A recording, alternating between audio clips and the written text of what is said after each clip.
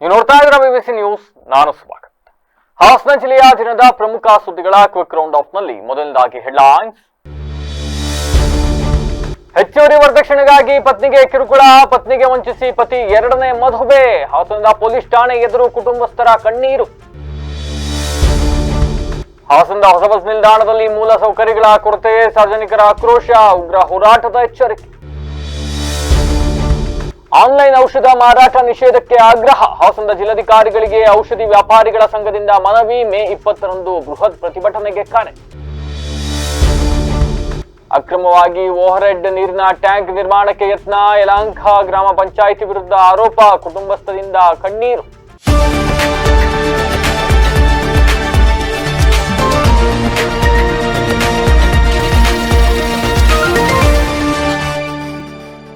ವಾರ್ತೆಗಳ ವಿವರ. ಹೆಚ್ಚುವರಿ ವರದಕ್ಷಿಣೆಗಾಗಿ ಪತ್ನಿಗೆ ಮಾನಸಿಕ ಹಾಗೂ ದೈಹಿಕ ಕಿರುಕುಳ ನೀಡಿ ನ್ಯಾಯಾಲಯದಲ್ಲಿ ವಿಚ್ಛೇದನ ಪ್ರಕರಣ ಬಾಕಿ ಇರುವಾಗಲೇ ಮತ್ತೊಂದು ಮದುವೆಯಾಗಿ ಪತ್ನಿಯನ್ನ ವಂಚಿಸಿರುವ ಘಟನೆ ತಡವಾಗಿ ಬೆಳಕಿಗೆ ಬಂದಿದೆ. ಅಂಡ್ ಈ ಘಟನೆ ಗೊತ್ತಾಗಿರೋದು ಹೆಂಗೆ ಅಂತ ಅಂದ್ರೆ, ಇನ್ನೊಂದು ಮದುವೆಯನ್ನಾಗಿ ಪ್ರೇಯಸಿ ಜೊತೆಗೆ ಮದುವೆಯಾದ ವಿಡಿಯೋವನ್ನ ಸ್ವತಃ ಆತನೇ ತನ್ನ ಸ್ಟೇಟಸ್ಗೆ ಹಾಕೊಂಡ್ಬಿಟ್ಟಿದ್ದಾನೆ. ಇದನ್ನ ನೋಡಿ ಪತ್ನಿ ಹಾಗೂ ಅವರ ಕುಟುಂಬಸ್ಥರಿಗೆ ಅಕ್ಷರಶಃ ಆಘಾತವಾಗಿದೆ. ಇದಕ್ಕೆ ಸಂಬಂಧಪಟ್ಟಂತೆ ಗೊಣ್ಣೂರು ಪೊಲೀಸ್ ಠಾಣೆಯಲ್ಲಿ ಪ್ರಕರಣ ಕೂಡ ದಾಖಲಾಗಿರ್ತಕ್ಕಂಥದ್ದು. ಏನು ಚಿಕ್ಕಮಗ್ಗೆ ಹೊಸೂರು ಗ್ರಾಮದ ಲಲಿ ಅಲಿಯಾಸ್ ಸುಷ್ಮಿತಾ ಎಂಬುವವರಿಗೆ ಸಂತ್ರಸ್ತೆ ಮಹಿಳೆ ತನ್ನ ಪತಿ ಶಶಿಕುಮಾರ್ ಹಾಗೂ ಅವರ ಮಾವ ಕಾಳಯ್ಯ, ಅತ್ತೆ ಪುಟ್ಟಮ್ಮ ಅಂಡ್ ಪತಿಯ ಅಕ್ಕ ಶ್ರುತಿ ಮತ್ತೆ ಆಕೆಯ ಪತಿ ರವಿ ಎಂಬುವರ ವಿರುದ್ಧ ಕಾನೂನು ಹೋರಾಟಕ್ಕೆ ಮುಂದಾಗಿದ್ದಾರೆ. ಏನು ಶಿವಕುಮಾರ್ ಮತ್ತೆ ಸುಷ್ಮಿತಾ ಅವರು 15/6/2023ನೇ ತಾರೀಕು ಹೊಳೆನರಸೀಪುರದ ಶಾದಿ ಮಹಲ್ ಕಲ್ಯಾಣ ಮಂಡಪದಲ್ಲಿ ಮದುವೆ ಆಗಿದ್ರು. ಅದಾದ ನಂತರ ಪತ್ನಿ ಯಾರು ಈ ಹುಡುಗಿ ಏನಿದ್ದಾರೆ ಆತನ ಹುಡುಗ ನೋಡಕ್ಕೆ ಬಂದ ಸಂದರ್ಭದಲ್ಲಿ ಅದಾದ ಮೇಲೆ ಈಕೆ ಬೇಕು ಅಂತ ಹೇಳಿ ಒತ್ತಾಯ ಮಾಡಿ ಮದುವೆ ಆಗಿರುತ್ತೆ. ಅಂಡ್ ಮದುವೆ ಆಗೋ ಸಂದರ್ಭದಲ್ಲಿ 100 ಗ್ರಾಂ ಚಿನ್ನಕ್ಕೆ ಬೇಡಿಕೆ ಇಟ್ಟಿದ್ರಂತೆ. ಆಯ್ತು, ಅದನ್ನು ಕೊಟ್ಟಿದ್ದಾರೆ. 3 ಲಕ್ಷ ರೂಪಾಯಿ ಹಣ ಬೇಕು ಅಂತ ಕೇಳಿದ್ರಂತೆ, ಹಣವನ್ನೂ ಕೊಟ್ಟಿದ್ದಾರೆ.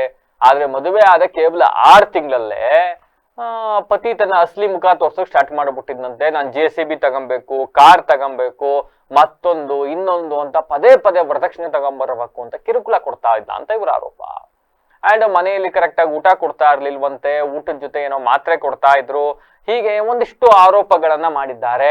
ಅಂಡ್ ಏನು ತಮಗಾಗಿರ್ತಕ್ಕಂಥ ಅನ್ಯಾಯ, ನಮ್ಮನ್ನ ಇನ್ನು ಕೋರ್ಟ್ ನಲ್ಲಿ ವಿಚ್ಛೇದನಕ್ಕೆ ಅರ್ಜಿ ಹಾಕೊಂಡಿದ್ದಾರೆ. ಬಟ್ ಅದಿನ್ನು ಪ್ರಕರಣವೇ ಇತ್ಯರ್ಥಾಗಿಲ್ಲ. ಅದಾಗಲೇ ಮತ್ತೊಂದು ಮದುವೆ ಆಗಿ ಅದನ್ನ ರಾಜಾರೋಷವಾಗಿ ಸ್ಟೇಟಸ್ಗೆ ಹಾಕೊಂಡು ಓಡಾಡ್ತಾ ಇದ್ದಾರೆ.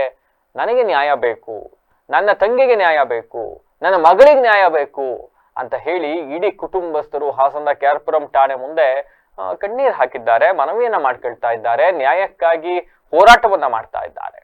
ಲಾಲಿ ಸುಷ್ಮಿತಾ ಅಂತ, ನಾನು ಚಿಕ್ಕಮಗ್ಗೆ ಹೊಸೂರು ಶಶಿಕುಮಾರ್ ಅವರ ಮೊದಲನೇ ಹೆಂಡತಿ. ಅವ್ರು ನನಗೆ ವರದಕ್ಷಿಣೆ ಕಿರುಕುಳ ಕೊಡ್ತಿದ್ರು. ನಾನು ಚೆನ್ನಾಗಿ ನೋಡ್ಕೊತಿರ್ಲಿಲ್ಲ. ನಾನು ಮದುವೆಗೆ 3 ವರ್ಷ ಆಯಿತು. ಒಂದು ವಾರ ಚೆನ್ನಾಗಿದ್ದ, ಇನ್ನೊಂದು ವಾರಕ್ಕೆ ಮನೆಗೆ ಬಿಟ್ಟು ಹೋಗು, ವರದಕ್ಷಿಣೆ ತಗೊಂಬ ಅಂತ ಎಲ್ಲ ಕಳ್ಸೋನು. ಮನೆಗೆ ಹೋಗಿ ಹೇಳೋ ಹೊತ್ತಿಗೆ ನಮ್ಮ ಅಮ್ಮ ಬಂದರು. ನಮ್ಮ ಅಮ್ಮನ ಒಳಗಡೆಗೂ ಕೂಡ ಬಿಡಲಿಲ್ಲ. ಧೂಳೆಲ್ಲನೂ ಎರ್ಚಿದ್ಲು ನಮ್ಮ ಅತ್ತೆ. ಮತ್ತು ಅವ್ರ ಶ್ರುತಿ ಅಂತ ಅವ್ರ ಮಗಳು, ರವಿ ಅಂತ ಅವ್ರ ಗಂಡ, ಅವರಿಬ್ಬರು ಮನೆಗೆ ಬಂದರೆ ಜಾಸ್ತಿ ಜಗಳ ಆಗೋದು. ನಾನು ಊಟನೂ ಸಹ ಮಾಡೋಕ್ಕೆ ಬಿಡ್ತಿರ್ಲಿಲ್ಲ. ಹೊಡೆಯೋರು, ಬೈಯೋರು, ಬಾಯಿಗೆ ಬಂದಂಗೆಲ್ಲ ಬೈಯೋರು. ಮನೆಯಲ್ಲಿ ವರದಕ್ಷಿಣೆ ತಗೊಂಬ ಅಂತ ಹೇಳೋರು. ಇಲ್ಲ, ಅವ್ರು ವಿಡಿಯೋ ಮಾಡಿ ಫೋನಿಗೆ ಬಿಟ್ಟಾಗ ಅವಾಗ ಗೊತ್ತಾಗಿರೋದು ನಮಗೆ. ಆ ಹುಡುಗಿ ನನಗೆ ಗೊತ್ತಿಲ್ಲ. ಒಂದೇ ಊರು ಆದರೆ ನನಗೆ ಗೊತ್ತಿರಲಿಲ್ಲ ಮುಂಚೆ. ನನ್ನ ಮಗಳು ಮದುವೆ ಮಾಡಿದ್ದೆ ಕಣಪ್ಪ. 2 ವರ್ಷದಲ್ಲಿ ಮದುವೆ ಮಾಡಿದ್ವಿ. ಹಿಂಸೆ ಪಟ್ಟು ಒಂದು ಅಣ್ಣ 20 ದಿನಕ್ಕೆ ಅಣ್ಣ ಮದುವೆ ಇಟ್ಕೋತಾರೆ. ಒಂದಿನ ಮಕನ ತೋರ್ನಲ್ಲ ಕಣ. ನನ್ನ ಮನೆ ಹಾಳು ಬಿದ್ದಾಗ ಮಧ್ಯ ಸರಿ ಬಂದು ಮಣ್ಣು ನೋಡಕ್ಕೆ ಬಂದ ತಡ ತಿಕ್ಕ ಬಂದು ಕಣಪ್ಪ. ನನ್ನ ಮಗ ಒಂದು ಮನೆ ಕಟ್ಕೋಣ ಕಣಪ್ಪ. ನನ್ನ ಮಗ ಹೊಡೆದು ಬಡ್ದು ವರದಕ್ಷಿಣೆ ತರೋಗು, ಇನ್ನೊಂದು JCB ಕಾರ್ ತಗೋಬೇಕು. ನಾನು ಕಾರ್ನೂ ತಗೊಂಡ, JCB ತಗೊಂಡ. ನಾನು ಹಾಳು ಬಿದ್ದಾಗ ಆ ಹುಡುಗಿ ಹೆಸರು ದುಡ್ಡು ಅಂತ ಹೊಡ್ಕೊಂಬಂದ ನನ್ನ ಮಗ. ನನ್ನ ಮಗಳಿಗೆ ವರದಕ್ಷಿಣೆ ಚಿಲ್ಕರ ಕೊಟ್ಟು ಇವನು ಚಿಕ್ಕಮಗ್ಗೆ ಹೊಸರು ಹಂಗೆ ನನ್ನ ಮಗಳ ಹೊಡೆದು ಬಡ್ದು ನನ್ನ ಕೂಡ ಮನೆಗೆ 4 ದಿನದ್ದೇ ಹೋಗಿ ನನ್ನ ಮಗಳು ತಿದ್ದಾಗ ನನ್ನ ಮಗಳ ರೂಮಿಗೆ ಮನೆಗೆ ಕಳಿಸ್ತಾ ಹೋದ್ಲು ಕಣಪ್ಪ. ನಾನು ಇದ್ದಂಗೆ ಕಳಿಸ್ತಾ ಹೋದ್ಲು ಕಣಪ್ಪ. ನಾನು ಹೋಗಿ ಕರೆದೆ, ಬಾರಪ್ಪ ಅಂದ್ರೆ ನೀರು ಕೊಡ್ತೀನಿ, ಊಟ ಮಾಡಿ ಬರಪ್ಪ ಅಂತವ. ಬರ್ದವದ ಊಟ ಮಾಡಕ್ಕೆ ಇನ್ನೊಂದು ರೂಮ್ಗೆ ಮನೆ ಕಂಡಕನಪ್ಪ ನಾನು ಇದ್ದಂಗೆ ಹಾಂ ಇದ್ರು ಈಗ ಹೊಡೆದು ಕಳಿಸಿರೋದು ಅರ್ಧ ಶಾಲೆ ಇಸ್ಕೊ ಬರೋವಂತ ಸಾಲ ಮಾಡಿಕೊಟ್ಟಿದ್ದೀನಿ. ನಾನು ಅಣ್ಣ ಕಣ ಏನಿಲ್ಲ ಅಣ್ಣ, 1 ತಿಂಗಳು ಮದುವೆಗೆ 1 ತಿಂಗಳು ಅಷ್ಟೇ ನಮ್ಗೆ ಇದು ಕೊಟ್ಟಿತ್ತು. ಬಂದು ಮನೆ ನೋಡೋಕೆ ಬಂದರು. ಅವ್ರ ಅಮ್ಮ ತುಂಬ ಹಿಂಸೆ ಬೇಕು ಬೇಕು ಬೇಕು ಬೇಕು ಅಂತ ಮದುವೆ ಮಾಡಿರೋಣ. ಅವ್ರು ಕೇಳ್ದಂಗೆ ವರದಕ್ಷಿಣೆ ಕೊಟ್ಟು ಮದುವೆ ಮಾಡ್ದೋಣ. 100 ಚಿನ್ನ ಬೇಕು ಅಂತ ಕೊಟ್ಟು, ದುಡ್ಡು ಬೇಕು ಅಂತ ಕೊಟ್ಟು ಮದುವೆ ಮಾಡಿಕೊಟ್ಟ ಚೌಟ್ರಲ್ಲಿ. ಇದೇ ಚೌಟ್ರಲ್ಲಿ ಮದುವೆ ಆಗಬೇಕು ಅಂತ ಮಾಡ್ಕೊಟ್ಟಿದ್ದೀವಿ. ಹಾಂ, ಇವನು 1 ತಿಂಗಳಿಗೆ ಮದುವೆ 1 ತಿಂಗಳಿಗೆ ಹೊಡೆದ್ಬಿಟ್ಟು ಕಳಿಸಿದ ಮನೆಗೆ. ಹೋಗಿ 3-4 ಸರಿ ತೀರ್ಮಾನ ಮಾಡ್ದು. ಏನೋ 2 ವರ್ಷ ಜೀವನ ಮಾಡ್ತಾರೆ ಅಂತ ನೋಡ್ಕೊಂಡಿದ್ದು. ಈ 6 ತಿಂಗಳು ಮುಂಚೆ ಹೊಡೆದ್ಬಿಟ್ಟು ಕಳಿಸಿದ ಸರ್. ಹೊಡೆದ್ಬಿಟ್ಟು ಕಳಿಸಿ 1 ವಾರಕ್ಕೆ ಡೈವರ್ಸ್ ಇದು ಮಾಡ್ತೀನಿ ಅಂತ ಕಳಿಸಿದ ಸರ್. ಡೈವರ್ಸ್ ಲೆಟರ್ ಕಳಿಸಿದ. ಅದಿನ್ನೂ ಕೋರ್ಟಲ್ಲಿ ಐತೆ ಸರ್. ನಾವು ಕೇಸ್ ಇನ್ನೂ ಪೆಂಡಿಂಗಲ್ಲಿ ಐತೆ. ಈ ಬೋಣಿ ಮಗ ಹೋಗಿ ಇನ್ನೊಂದು ಹುಡುಗಿ ಅಕೌಂಟಲ್ಲಿ 10 ಲಕ್ಷ ದುಡ್ಡು ಐತೆ ಅಂತ ಹೇಳ್ಬಿಟ್ಟು ಮದುವೆ ಬಂದವನೇ. ಹಾಂ, ಇಂಥ ನನ್ನ ಮಕ್ಳುಗಳಿಗೆ ನ್ಯಾಯ ಕೊಡ್ತಾರೆ ಸರ್ ಇಲ್ಲಿ. ನಮ್ಗೆ ಅನ್ಯಾಯ ಆಗೈತೆ. ನಮ್ಗೆ ಯಾರು ಸರ್ ನ್ಯಾಯ ಕೊಡೋದು? ಹಾಂ, ಯಾವ ಹುಡುಗಿ ಸರ್? ಏನು ಇಲ್ಲ ಸರ್, ಗೊತ್ತು ಸರ್, ಒಂದೇ ಊರು ಗೊತ್ತಿದ್ದಂಗೆ ಸರ್. ಬಂದು ಹಾಸ್ಟೆಲ್ ಹುಡುಗಿ ಕರ್ಕೊಂಡು ಹೋಗೋನೆ. ಹಾಸ್ಟೆಲ್ ಹೆಂಗೆ ಕಳಿಸಿರೋ ಸರ್ ಆ ಹುಡುಗಿ? ಹಾಸನ ನಗರದ ಹೊಸ ಬಸ್ ನಿಲ್ದಾಣದಲ್ಲಿ ದಿನೇ ದಿನೇ ಕುಂದುಕೊರತೆಗಳು ಹೆಚ್ಚಾಗ್ತಾ ಇದ್ದಾವೆ. ಸಾರ್ವಜನಿಕರು ಹಾಗೂ ಪ್ರಯಾಣಿಕರು ನರಕಯಾತನೆ ಅನುಭವಿಸ್ತಾ ಇದ್ದಾರೆ. ಹೀಗಾಗಿ ಸಂಬಂಧಪಟ್ಟ ಅಧಿಕಾರಿಗಳು ತಕ್ಷಣವೇ ಎಚ್ಚೆತ್ತುಕೊಂಡು ಸೂಕ್ತ ಕ್ರಮ ಕೈಗೊಳ್ಳೋದ್ರೆ ವಿವಿಧ ಸಂಘಟನೆಗಳು ಹಾಗೂ ವಿದ್ಯಾರ್ಥಿ ಸಮೂಹದೊಂದಿಗೆ ಬೃಹತ್ ಧರಣಿ ಮತ್ತೆ ಉಗ್ರ ಹೋರಾಟ ಹಮ್ಮಿಕೊಳ್ಳಲಾಗುವುದು ಅಂತ ಸಾರ್ವಜನಿಕರು ಹಾಗೂ ಪ್ರಗತಿಪರ ಸಂಘಟನೆಗಳು ಇವತ್ತು ಎಚ್ಚರಿಕೆಯನ್ನು ನೀಡಿದ್ದಾವೆ.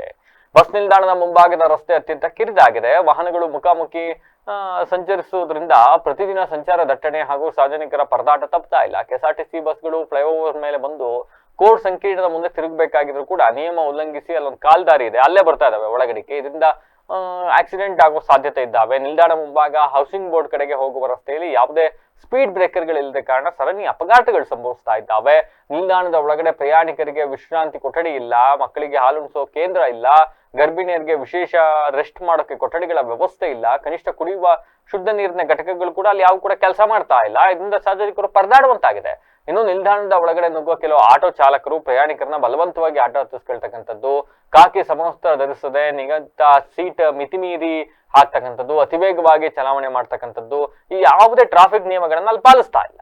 ಇನ್ನು ಬಸ್ ನಿಲ್ದಾಣದ ಮುಂದೆ ಪೊಲೀಸ್ ಇಲಾಖೆ, ಗೃಹ ರಕ್ಷಕ ದಳದವರಾಗ್ಲಿ ಅಥವಾ ಸಾರಿಗೆ ಇಲಾಖೆ ಅಧಿಕಾರಿಗಳಾಗ್ಲಿ ಯಾವುದೇ ಕಟ್ಟುನಿಟ್ಟಿನ ಕ್ರಮ ಕೈಗೊಳ್ಳದೆ ಮೌನ ವಹಿಸಿಬಿಟ್ಟಿದ್ದಾರೆ. ಬಸ್ ನಿಲ್ದಾಣದ ಮುಂದಿನ ಅವ್ಯವಸ್ಥೆ ಮುಕ್ತ ಕಾಣ್ಬೋದ್ರೆ ಸಾರ್ವಜನಿಕರು, ವಿದ್ಯಾರ್ಥಿಗಳು ಹಾಗೂ ವಿವಿಧ ಪ್ರಗತಿಪರ ಸಂಘಟನೆಗಳು ಒಟ್ಟಾಗಿ ಬಸ್ ನಿಲ್ದಾಣದ ಮುಂದೆ ಬೃಹತ್ ಧರಣಿ ಕೂರ್ತಕ್ಕಂಥದ್ದು ನಿಶ್ಚಿತ ಅಂತ ಎಚ್ಚರಿಕೆಯನ್ನು ನೀಡಿದ್ದಾರೆ.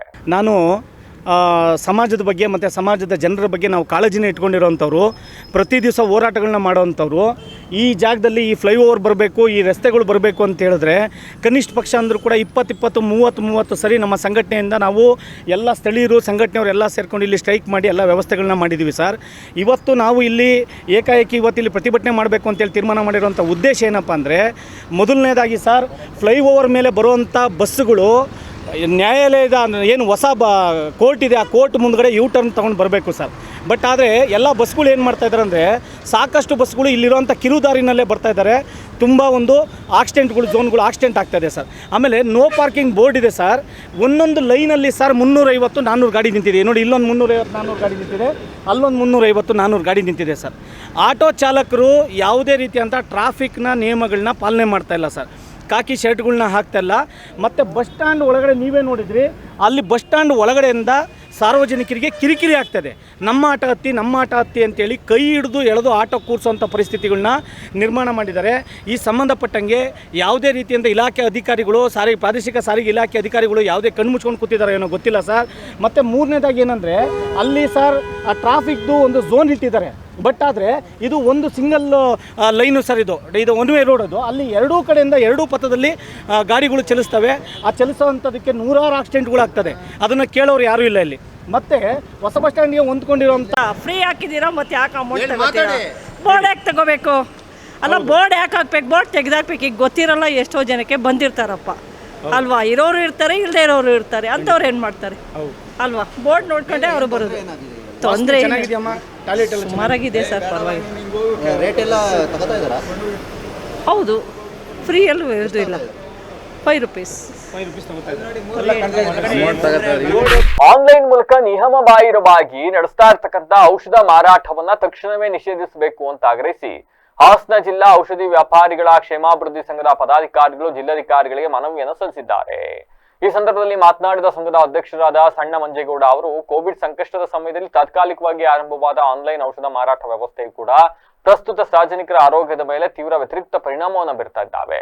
ಯಾವುದೇ ಅಧಿಕೃತ ವೈದ್ಯರ ಶಿಫಾರಸು ಇಲ್ಲದೇ ಇದ್ರೂ ಕೂಡ ಆಂಟಿಬಯೋಟಿಕ್ ಹಾಗೂ ಮತ್ತು ಬರೆಸ್ತಕ್ಕಂಥ ಅಪಾಯಕಾರಿ ಔಷಧಿಗಳು ಆನ್ಲೈನ್ಗಳಲ್ಲಿ ಸರಾಗವಾಗಿ ಸಿಗ್ತಾ ಇದ್ದಾವೆ. ಇದರಿಂದ ಯುವ ಪೀಳಿಗೆ ಹಾಗೂ ಸಾರ್ವಜನಿಕರು ದಿಕ್ಕುದಾರಿಗೆ ತಪ್ಪತಕ್ಕಂತ ಕಾಲಗಳು ಕೂಡ ದೂರ ಇಲ್ಲ. ಅಂಡ್ ಡ್ರಗ್ ಅಡಿಕ್ಟ್ ಆಗ್ತಕ್ಕಂಥದ್ದು ಇದರಿಂದ ಸಾಧ್ಯತೆ ಇದೆ. ಮತ್ತೊಂದೆಡೆ ದೊಡ್ಡ ದೊಡ್ಡ ಕಾರ್ಪೊರೇಟ್ ಕಂಪನಿಗಳು ಭಾರಿ ರಿಯಾಯಿತಿಯನ್ನು ನೀಡಿ ಗ್ರಾಹಕರನ್ನ ಸೆಳೀತಾ ಇದ್ದಾವೆ. ಇದರಿಂದಾಗಿ ವರ್ಷಗಳಿಂದ ಕಾನೂನುಬದ್ಧವಾಗಿ ವ್ಯಾಪಾರ ಮಾಡ್ತಾ ಇರ್ತಕ್ಕಂಥ ಸ್ಥಳೀಯ ಚಿಲ್ಲರೆ ಔಷಧಿ ವ್ಯಾಪಾರಿಗಳ ಬದುಕು ಬೀದಿಗೆ ಬೀಳುವಂತಾಗಿದೆ. ಇನ್ನು ಜನಸಾಮಾನ್ಯರ ಆರೋಗ್ಯದ ಹಿತದೃಷ್ಟಿಯಿಂದ ಮತ್ತೆ ಲಕ್ಷಾಂತರ ಸಾಂಪ್ರದಾಯಿಕ ವ್ಯಾಪಾರಿಗಳ ರಕ್ಷಣೆಗಾಗಿ ಸರ್ಕಾರ ತಕ್ಷಣವೇ ಈ ಆನ್ಲೈನ್ ಔಷಧಿ ದಂಧೆಯನ್ನ ಸ್ಥಗಿತಗೊಳಿಸಬೇಕು ಹಾಗೂ ಮೇ 20ರಂದು ಬೃಹತ್ ಪ್ರತಿಭಟನೆ ಹಮ್ಮಿಕೊಳ್ಳಲಾಗಿದೆ ಇದೇ ವಿಚಾರಕ್ಕೆ ಸಂಬಂಧಪಟ್ಟಂತೆ ಅಂತ ಹೇಳಿದ್ರು.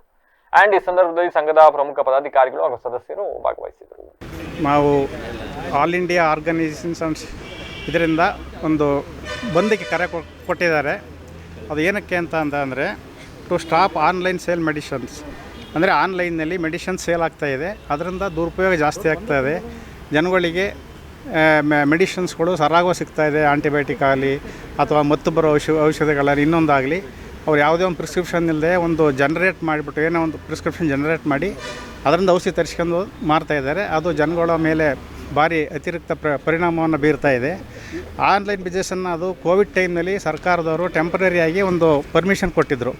ಇದನ್ನು ನೀವು ಕೋವಿಡ್ ಮುಗಿದ್ರೊಳಗೆ ಮಾತ್ರ ನೀವು ಲೈಸೆನ್ಸ್ ತಗೊಂಡು ಮಾಡ್ಬೋದು ಅಂತ. ಅದನ್ನೇ ಕಂಟಿನ್ಯೂ ಮಾಡ್ತಾಯಿದ್ದಾರೆ. ಆ ಕಂಟಿನ್ಯೂನ ಇವರು ಆದ ಸರ್ಕಾರಿ ಆದೇಶನ ಇವರು ಆನ್ಲೈನ್ನರು ಯಾವುದೇ ಒಂದು ಇನ್ನೂ ರಿನ್ಯೂವಲ್ ಮಾಡಿಸ್ಕೊಳ್ಳೋದಲ್ಲೇ ಸೇಲ್ಸ್ ಮಾಡ್ತಾಯಿದ್ದಾರೆ. ಅದು ಜನಗಳ ಮೇಲೆ ಭಾರಿ ಪರಿಣಾಮ ಬೀರ್ತಾಯಿದೆ. ಹಾಗೆ ಕೆಲವು ಸ್ಪೂರಿಯಸ್ಟ್ ಡ್ರಗ್ಸ್ಗಳು ಹೆಚ್ಚಾಗಿ ಸಿಗ್ತಾಯಿದೆ. ಯಾವುದಾಗಲಿ ಆಲ್ಪರ್ಮೋಜಾಲ್ ಆಗಲಿ ಅಥವಾ ಟಪಂಡಜಾಲ್ ಆಗಲಿ, ಆಮೇಲೆ ಈ ಮತ್ತು ಬರೋ ಔಷಧಿಗಳು ಹೊಟ್ಟೆಲಿ ಅವೆಲ್ಲ ಸರಾಗವಾಗಿ ಕೋಡಿಕ್ ಫಾಸ್ಫೇಟು ನಾರ್ಕೋಟಿಕ್ ಡ್ರಗ್ಸು ಎಲ್ಲ ವಿತೌಟ್ ಪ್ರಿಸ್ಕ್ರಿಪ್ಷನ್ನು ಜನಗಳು ಸುಲಭವಾಗಿ ತಗೊಂಡು ಅದರಿಂದ ಜನಗಳು ಒಂಥರ ಡ್ರಗ್ ಅಡಿಕ್ಟ್ ಆಗ್ತಾಯಿದ್ದಾರೆ. ಅದನ್ನು ಸ್ಟಾಪ್ ಮಾಡಿ ಅಂತ ಪ್ರಮುಖ ಬೇಡಿಕೆ.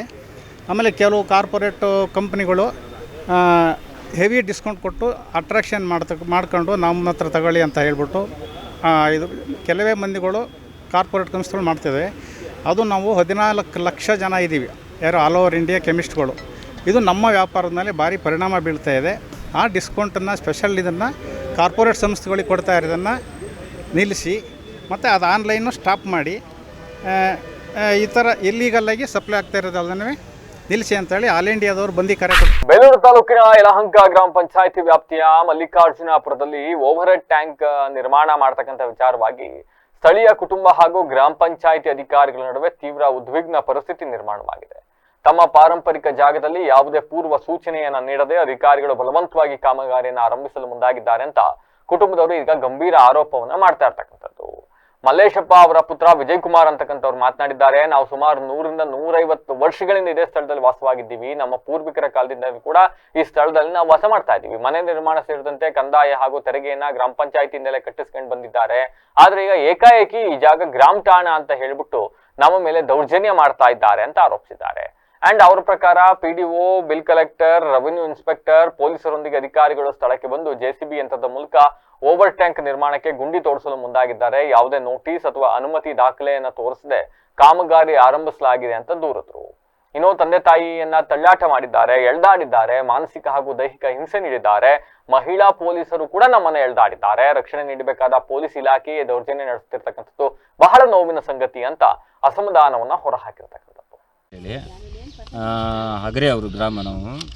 ನಾವು ಯಲಹಂಕ ನಮಗೆ ಗ್ರಾಮ ಪಂಚಾಯಿತಿ ಬರುತ್ತೆ. ನಮ್ಮ ಮನೆ ಇರೋದು ಇಲ್ಲೇ ಇದರಲ್ಲೇ ಮಲ್ಲಿಕಾರ್ಜುನಪುರದಲ್ಲಿ. ನಿನ್ನೆ ಏನು ಮಾಡಿದ್ದಾರೆ, ಯಲಹಂಕದ PDO, ಬಿಲ್ ಕಲೆಕ್ಟ್ರು ಎಲ್ಲರೂ ಬಂದುಬಿಟ್ಟು ಇಲ್ಲಿ ನಮ್ಮ ಜಾಗಕ್ಕೆ ಓವರ್ ಹೆಡ್ ಟ್ಯಾಂಕ್ ಕಟ್ತೀನಿ ಅಂತ ಹೇಳ್ಬಿಟ್ಟು ಪರ್ಮಿಷನ್ ಯಾವುದೂ ಇಲ್ಲ, ಏನೋ ನಮಗೊಂದು ನೋಟಿಸ್ ಕೊಟ್ಟಿಲ್ಲ, ಏನೂ ಕೊಟ್ಟಿಲ್ಲ. ನಿನ್ನೆ ಬಂದು ಏಕಾಏಕಿ ಪೊಲೀಸರು ಕರ್ಕೊಂಬಿಟ್ಟು ಅವ್ರನ್ನ ಪ್ರೊಡಕ್ಷನ್ ತಗೊಂಡು ನಮ್ಮ ಅಪ್ಪ ಅಮ್ಮನ್ನೆಲ್ಲ ತಳ್ಳಾಡಿ ಹೊಡೆದಾಡಿ ಅವ್ರು ಮಾಡಿಬಿಟ್ಟು ನಮಗೆ ಈಗ ಗುಂಡಿ ತೆಗೆದು ಹೋಗಿದ್ದಾರೆ. ಇದು ನಾವು ನಮ್ಮ ಜಾಗಕ್ಕೆ ಇವರು ಕಟ್ಟೋದಕ್ಕೆ ನಾವು ಬಿಡಲ್ಲ ಸರ್. ಯಾವುದೇ ಕಾರಣಕ್ಕೂ ನಮ್ಮ ಪ್ರಾಣ ಹೋದ್ರೂ ನಮ್ಮ ಕಟ್ಟೋ ಜಾಗ ಬಿಡಲ್ಲ. ಬೇಕಾದಷ್ಟು ಜಾಗ ಇದೆ ಸರ್, ಖಾಲಿ ಜಾಗ ಬೇಕಾದಷ್ಟಿದೆ. ಬಂದುಬಿಟ್ಟು ಇಲ್ಲಿ ನಿನ್ನೆ ಏಕಾಏಕಿ ಬಂದುಬಿಟ್ಟು ನಮ್ಮ ತಂದೆ ಮೇಲೆ ನಮ್ಮ ತಾಯಿ ಮೇಲೆ ಎಲ್ಲ ಎಳೆದಾಡಿ ಅವ್ರಿಗೆಲ್ಲ ಹಿಂಸೆ ಕೊಟ್ಬಿಟ್ಟು ನಮ್ಮ ತಂದೆಗೆ ಆಪ್ರೇಷನ್ ಆಗಿದೆ. ಅವ್ರು ಹೇಳಿದ್ರು ಕೂಡ ಅವ್ರನ್ನ ಇದು ಮಾಡ್ದಲೇ ಕೇರ್ಲೆಸ್ ಮಾಡಿಬಿಟ್ಟು ನಮ್ಮ ಜಾಗಕ್ಕೆ ನೆನ್ನೆ ಬಂದ್ಬಿಟ್ಟು ಇಲ್ಲಿ ಗುಂಡಿ ತೆಗೆದೋಗಿದ್ದಾರೆ. ಈ ಜಾಗ ಸೂಕ್ತನೇ ಅಲ್ಲ ಸರ್. ಇದು ಸುತ್ತನೂ ಮನೆ ಇದೆ, ಸುತ್ತ ಮನೆ ಇದೆ. ಯಾರು ಪರ್ಮಿಷನ್ ಕೊಟ್ಟರು ಏನು ಅಂತ ನಾವು ಸರೋಜಮ್ಮ ಮಲ್ಲೇಶಪ್ಪನವರ ಪತ್ನಿ ನಾನು ಸರ್. ಅವ್ರು ಇರಲಿಲ್ಲ, ಬೇಲೂರಿಗೆ ತಹಸೀಲ್ದಾರಿಗೆ ರಿಪೋರ್ಟ್ ಕೊಟ್ಕೊತೀನಿ ನೀನು ಬಂದಿದ್ದೆ. ಬಂದ ಮೇಲೆ JCB ಎಲ್ಲ ತಗೊಂಡು ಪೊಲೀಸ್ನವ್ರು ಕರ್ಕೊಂಡು ಬಂದರು ಸರ್. ಬಿಡಲ್ಲ ಬಿಡಲ್ಲ ಅಂತ ಕೈ ಹಾಕ್ಯಂಡು ಅಡ್ಗೈ ಹಾಕ್ಯಂಡು ನಿಂತ್ಕೊಂಡೆ ಸರ್. ಬರಮ್ಮ ಅಂತೇಳಿ ಲೇಡೀಸ್ ಪೊಲೀಸ್ ಬಿಟ್ಟು ಎಳ್ಸಿರು ಸರ್. PDOನು ಆ ಅಮ್ಮನ ಹೇಳಿದ್ರು, ಇಲ್ಲ ನಾನು ಬಿಡಲ್ಲ ಅಂತ ಹೇಳಿ ನಾನು ಅಡ್ಡಡ್ಡ ಮನಿಕೊಂಡು ಉಳ್ಳಾಡಿದೆ ಸರ್. ಅಲ್ಲಿ ಹಂಗಾದ್ರೂ ಬರಮ್ಮ ಇಲ್ಲಿ ನಿಂತ ದರನ ಎಳ್ಕೊಂಡೋಗಿ ಆ ಕಡೆಗೆ ನಿಲ್ಲಿಸಿ, ಏನಮ್ಮ ನಿಂದು ದರುಡಿ ಅಂತ ಹೇಳಿ ನನ್ನನ್ನು ಬಾಯಿ ಬಂದಂಗೆಲ್ಲ ಅಂದ್ಕೊಂಡು ಹಿಂದಕ್ಕೆ ನೂಕಿರು ಸರ್. ಎಷ್ಟೇ ಅಂದರು ಸರ್, ನಾನು ಎಷ್ಟು ಹೇಳ್ತೆ, ನಮ್ಮ ಕಂದಾಯ ಇಲ್ಲಿ ಎಲ್ಲ ಐತೆ, ನಮ್ಮ ಮಗನ ಕರೆಸ್ತೀನಿ, ನಮ್ಮ ಯಜಮಾನ್ರು ಬರೋವರೆಗೂ ನಿಲ್ಲಿ ಸರ್, ನೀವು ಕೆಲಸ ಮಾಡಬೇಡ್ರಿ. ಏನಮ್ಮ ನಿಂದು ಎಲ್ಲೀತೆ ನಿಂದು ಏನಮ್ಮ ನಿಂದು ಏನೀತೆ ಅಂತ ನೀನು ಇಷ್ಟೊಂದು ಜೋರು ಮಾಡ್ತಾಯಿದ್ದೀಯಾ? ನಿಂತ್ಕೊಳ್ಳಮ್ಮ ಹಿಂದಕ್ಕೆ ಅಂತವ ನೂಕಿ ಸರ್. ನಾನು 12 ತನಕ ಎಷ್ಟೇ ಗಲಾಟೆ ಮಾಡಿರು ನನ್ನನ್ನು ಇಲ್ಲಿ ಬಿಟ್ಕೊಂಡಂಗೆ ಪೊಲೀಸ್ನವ್ರು ನಿಲ್ಲಿಸಿ ನನ್ನ ಇದು ಮಾಡಿರು ಸರ್. ಇದೊಂದು ಈ ಥರ ನಮಗೆ ಸಮಸ್ಯೆ ಮಾಡಿದ್ದಾರೆ ಜಿಲ್ಲಾಧಿಕಾರಿಗಳು, ಶಾಸಕರು. ನಮಗೆ ನ್ಯಾಯ ಕೊಡಿಸ್ಬೇಕಾಗಿ ನಾನು ಬೇಡಿಕೆ ಅಂತ ಇದ್ದೀನಿ. ನನಗೆ ಇಷ್ಟೆಲ್ಲ ನಾನು ತೊಂದರೆ ಕೊಟ್ಟರೆ ನಾವು ಎಲ್ಲರ ಹೆಸರು ಬರ್ದಿಟ್ಟು ಇಲ್ಲೇ ಪ್ರಾಣ ಬಿಡ್ತೀನಿ ಸರ್. ಸರ್ ಒಂದಂತ ಹೇಳಿ, ನಮ್ಮ ತಂದೆ ತಾಯಿಗೆ ಏನಾದ್ರು ಹೆಚ್ಚು ಕಮ್ಮಿ ಆಯಿತು ಅಂದರೆ PDO ದೀಪಾಂದರು ಮತ್ತು ಬಿಲ್ ಕಲೆಕ್ಟ್ರು ರಮೇಶ್ ಅನ್ನೋನು ಮತ್ತು ಇವು ರೆವಿನ್ಯೂ ಇನ್ಸ್ಪೆಕ್ಟ್ರು ಮತ್ತು ಪೊಲೀಸವರು ಸರ್. ಪೊಲೀಸವರು ಬಂದು ಮ್ಯಾನ್ ಹ್ಯಾಂಡ್ಲಿಂಗ್ ಮಾಡೋಂಗಿಲ್ಲ, ಎಳೆದಾಡಿ ನಾನು ತೋರಿಸಿನಲ್ಲ ಸರ್. ಇವತ್ತು ರಾತ್ರಿ ನಾನು 15,000 ಖರ್ಚು ಮಾಡ್ಕೊಂಡು ಹಾಸ್ಪಿಟ್ಲ್. ನಮ್ಮ ತಂದೆ ತಾಯಿಗೆ ಏನಾರೋ ಒಂಚೂರು ತೊಂದರೆ ಆದರೆ ಹಳೆಬೀಡು ಪೊಲೀಸವ್ರು ಎಲ್ಲರೂ ಕಾರಣ. ನಿನ್ನೆ ಯಾರ್ಯಾರು ಬಂದಿದ್ರು ಎಲ್ಲರೂ ಕಾರಣ. ಮತ್ತು ಈ ಕೆಲಸ ಮಾಡೋಕ್ಕೆ ಯಾರ್ಯಾರು ಇದು ಮಾಡಿದ್ರು ಅವರು PDO ಮತ್ತು ಬಿಲ್ ಕಲೆಕ್ಟ್ರು ಮತ್ತು ರೆವಿನ್ಯೂ ಇನ್ಸ್ಪೆಕ್ಟ್ರು, 3 ಜನನೇ ಜವಾಬ್ದಾರಿ ವಹಿಸ್ಕೊಬೇಕು ಸರ್. ಅವರು ಸರ್ ನಿಂದೇನಮ್ಮ ಅವತ್ತು ಹಂಗೆ ಬಂದಿದೀಯಾ, ಇವತ್ತು ಹಂಗೆ ತಡಪೆ ಮಾಡಕ್ಕೆ ಬತ್ತೀಯಲ್ಲ ಹೇಳ್ತೀರಾ? ಪೊಲೀಸ್ ಇದು ತಹಸೀಲ್ದಾರ್ ಪ್ರೊಡಕ್ಷನ್ ತಂದಿಟ್ಕೊಣಮ್ಮ ನೋಡಮ್ಮ ಇಲ್ಲಿ. ನನ್ನ ಹೆಸರು MB ಮಲ್ಲೇಶಪ್ಪ ಅಂತ. ಬಂದು ಇಲ್ಲೆಲ್ಲ ಕಟ್ಟಬೇಡಿ ಹಾಗೆ ಅಂದರು. ನೀನೇನು ಕಟ್ಟೋದು, ಈ ಜಾಗ ನಿಂದಲ್ಲ ಸರ್ಕಾರದ್ದು. ಸರ್ಕಾರದ ಜಾಗ ಆದಮೇಲೆ 100 ನಮ್ಮ ಅಪ್ಪನ ಕಾಲದಿಂದ ನನಗೆ ಪಾಲ್ಪರಿಕತ್ ಪ್ರಕಾರ ಬಂದು ನನಗೆ 76-77 ವರ್ಷದಿಂದ ನಾವು ಕಂದಾಯ ಕಟ್ಟಿ ಬಂದೆ ಅಂದರೆ ಕಂದಾಯ ಅಲ್ಲ, ನಿಂದಲ್ಲ, ಸರ್ಕಾರಿ ಜಾಗ ಇದು. ಗೋಮಾಳ ಆದರೆ ನಾವು ಬೇಕಾದಷ್ಟು ನಿಮ್ಗೆ ಅರ್ಜಿ ಸಿಕ್ಕಾಬಟ್ಟೆ ಬೇಕಾದಷ್ಟು 116 ವರ್ಷದಿಂದ ಕೊಟ್ಟವಲ್ಲ. ನೀವು ಯಾಕ್ರಿ ಗ್ರಾಮ ಠಾಣ ಅಂತ ಮಾಡಲಿಲ್ಲ? ಸರ್ಕಾರಿ ಗೋಮಾಳ ಅಂತ ಐತೆ, ನೀವು ಅಧಿಕಾರಿಗಳೇ ಮಾಡಲಿಲ್ವಲ್ಲ. ಅದರಿಂದ ಹೇಳ್ತೀರಿ ನಾವು ನಮ್ಮ ಅಪ್ಪನ ಕಾಲದಿಂದ ಇರೋದು, ನಾವು ಬಿಡೋದಿಲ್ಲ. ಬಿಡೋದ್ರ ಕಣ ನೀನು ಜಾಗ ಇದೀನಲ್ಲ, ನಾನು 106 ವರ್ಷ ನೋಡಿ ರೆಕಾರ್ಡ್ ಎಲ್ಲ ಅಪ್ ಟು ಡೇಟ್ ಐತೆ ಅಂತಂದರೆ ಅವೆಲ್ಲ ನನಗೆ ಗೊತ್ತಿಲ್ಲ. ನಿಂದೆ ಆದರೂ ಕೂಡ ನೀನು ವಾಸ ಇರೋದಕ್ಕೆ ಇಲ್ಲಿ ಉಪಯೋಗಿಸ್ಕೊಂಡು ರೆವಿನ್ಯೂ ಇನ್ಸ್ಪೆಕ್ಟ್ರು PDOನು ಆ ಥರ ನೀವು ಬಾಡಿಗೆ ಇದ್ದೀರಿ. ನೀವು ಬಾಡಿಗೆ ದುಡ್ಡು ಕಟ್ಟಿದ್ಯಾ, ನೀನು ಕಂದಾಯ ಕಟ್ಟಿಲ್ಲ. ನಿಂದು ಅನ್ನೋದೇನು, ಇದು ಸರ್ಕಾರಿ ಜಾಗ ನಮ್ಮದು, ನಾವು ಬಿಡೋದಲ್ಲ, ಕಟ್ತೀವಿ. ಇಲ್ಲ ಸರ್ ನಾವು ಬಿಡೋಕ್ಕಿಲ್ಲ ಅಂದರೂ ಕೂಡ ಬಲವಂತಾಗಿ ನಾನು ಅಲ್ಲಿ ಗುಂಡಿಗೆ ಹೋಗೋದನ್ನು JCB ಹಾಕೇ ಬಿಡು ಅಂದ್ರೂ ಕೂಡ. ಈಗ ಮತ್ತೊಮ್ಮೆ ಹೆಡ್ಲೈನ್ಸ್. ಹೆಚ್ಚುವರಿ ವರದಕ್ಷಿಣೆಗಾಗಿ ಪತ್ನಿಗೆ ಕಿರುಕುಳ, ಪತ್ನಿಗೆ ವಂಚಿಸಿ ಪತಿ 2ನೇ ಮದುವೆ. ಹಾಸನದ ಪೊಲೀಸ್ ಠಾಣೆ ಎದುರು ಕುಟುಂಬಸ್ಥರ ಕಣ್ಣೀರು. ಹಾಸನದ ಹೊಸ ಬಸ್ ನಿಲ್ದಾಣದಲ್ಲಿ ಮೂಲ ಸೌಕರ್ಯಗಳ ಕೊರತೆ, ಸಾರ್ವಜನಿಕರ ಆಕ್ರೋಶ, ಉಗ್ರ ಹೋರಾಟದ ಎಚ್ಚರಿಕೆ. ಆನ್ಲೈನ್ ಔಷಧ ಮಾರಾಟ ನಿಷೇಧಕ್ಕೆ ಆಗ್ರಹ. ಹಾಸನದ ಜಿಲ್ಲಾಧಿಕಾರಿಗಳಿಗೆ ಔಷಧಿ ವ್ಯಾಪಾರಿಗಳ ಸಂಘದಿಂದ ಮನವಿ. ಮೇ 20ರಂದು ಬೃಹತ್ ಪ್ರತಿಭಟನೆಗೆ ಕರೆ. ಅಕ್ರಮವಾಗಿ ಓವರ್ಹೆಡ್ ನೀರಿನ ಟ್ಯಾಂಕ್ ನಿರ್ಮಾಣಕ್ಕೆ ಯತ್ನ. ಯಲಹಂಕ ಗ್ರಾಮ ಪಂಚಾಯಿತಿ ವಿರುದ್ಧ ಆರೋಪ. ಕುಟುಂಬಸ್ಥರಿಂದ ಕಣ್ಣೀರು. ಇದಾಗಿ ಸುತ್ತಿನ ವಿಶೇಷ. ನಿರಂತರ ಸುದ್ದಿಗಾಗಿ ನೋಡ್ತಾರೆ BBC TV, ಸತ್ಯದ ಕಡೆ ನಮ್ಮ ನಡೆ.